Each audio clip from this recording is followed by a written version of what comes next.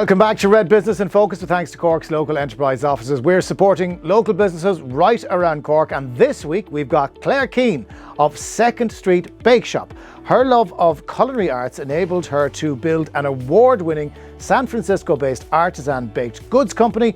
Her cookies won industry awards, became a Häagen Dazs ice cream flavour, and paved the way to the White House, where Claire was part of a national delegation championing small business.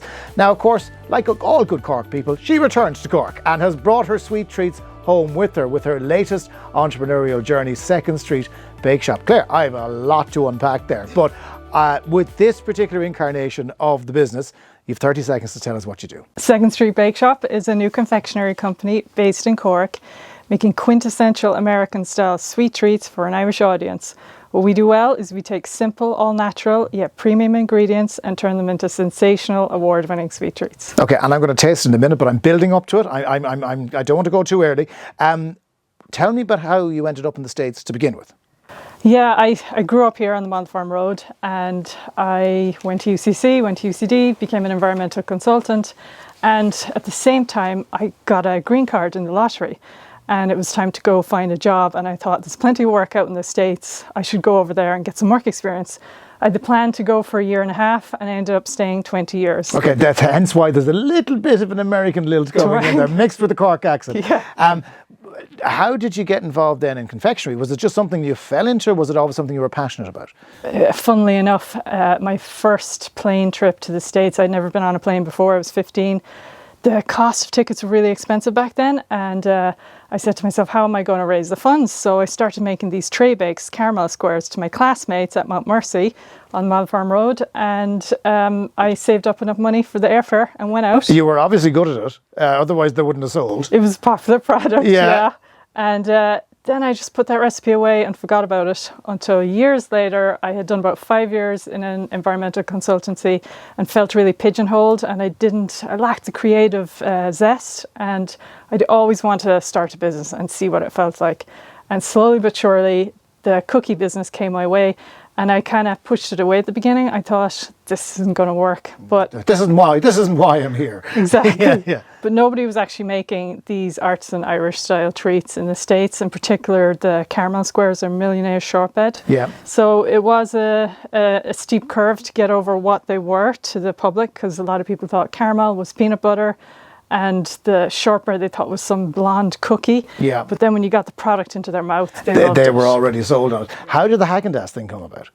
I was doing the business a number of years, and they had spotters going around the States looking for really good artisan companies and products that would pair well with their flavour profile. And they put a bunch of us in a room. We had to come up with different flavours that worked with our ice cream, and they selected 6 of us. And we got to make a flapjack, which we had to rename as a caramelized oat bar, because flapjacks are pancakes in the States. They just get it all wrong, don't they? They do nothing right. But anyway, yours was successful. Yeah, it was delicious ice cream. Oh my God. It was like a dulce de leche ice cream base with nuggets of caramelized oat that were coated in chocolate, included in the ice cream, and it was just incredible. It's not a bad thing to have on the resume anyway, to say that you've worked with a premium brand like Häagen Dazs.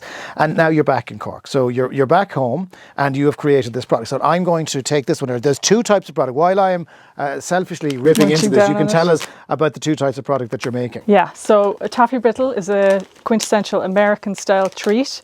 You get a lot of nut brittles in the States, but we've changed it up a little bit. We've made it thin, and we've coated it with Belgian chocolate on the top and bottom. We use local Cork butter. We use Achill Island sea salt on the top. So we've got our Irish twist on it. And it's a buttery, thin, long slab of toffee that then we coat top and bottom in smooth, velvety Belgian chocolate. You should never eat chocolate when you're on camera, but I'm happily going to keep going here. The saltiness is really, really good. I mean, the saltiness coming through the caramel, the chocolate. It's that little piece of addiction. It keeps you coming back. Do you know the way the Americans didn't get the whole Irish thing? How are you going to convince the Irish people to like? I mean, I'm eating it and I'm saying once it's in my mouth. Yeah. Just get it into people's mouths, and we're launching it to Super Value as well. So we'll be doing a lot of sampling, in-store sampling, and just getting the product out there and getting PR. And it's a gap in the market. I'm going to keep eating, by the way. Don't mind me. It's a gap in the market. You went to the local enterprise office. Now, you're established. This is your first time going round. So you were bringing a whole set of expertise with you. You could probably mentor people as well as get supported by Leo. So what have they helped you with? Right, so I did a lot of, so I came back in late 2019 and sure enough we were in lockdown. I did a lot of classes during lockdown, and then once I decided this was going to be my business here, they have helped me even further, and I've gotten a feasibility grant which has enabled me to retweak the vegan version of this product. So this is the conventional line, and then we have a vegan or plant-based version. Because there's no milk involved in the chocolate, I presume, yeah, and the cream and everything. We use a dark chocolate and then a vegan butter block as opposed to the dairy block.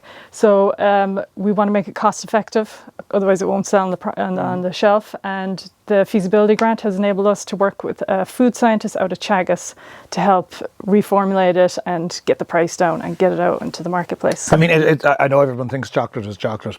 It's, you know, there's a really big science involved, and you had a little bit of that, but you need that extra bit, particularly for the complicated vegan part, I'm presuming. Yeah, you need all the expertise you can get. Even when I was in the States doing my cookie business, I tapped into the local experts in the region, because going it alone is way too long and it's just too hard. So get the help while you can. If it's there, just go for it. It is really tasty. I cannot emphasize how tasty it is. It's got a lovely stickiness to it as well. But again, you should never eat chocolate on camera. I'm sticking with that right now.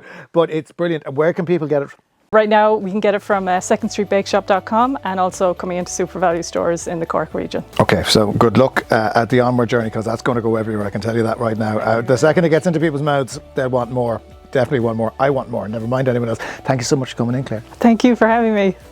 That is it from this episode of Red Business. Thank you so much for joining us again this week. Next time, we're going to be speaking to Mick Whelan of MW Safety Services. MW Safety Services offer a range of services from safety consultation to training to mental health programs alongside workplace wellbeing initiatives. That's next time on Red Business in Focus, with thanks to Cork's local enterprise offices.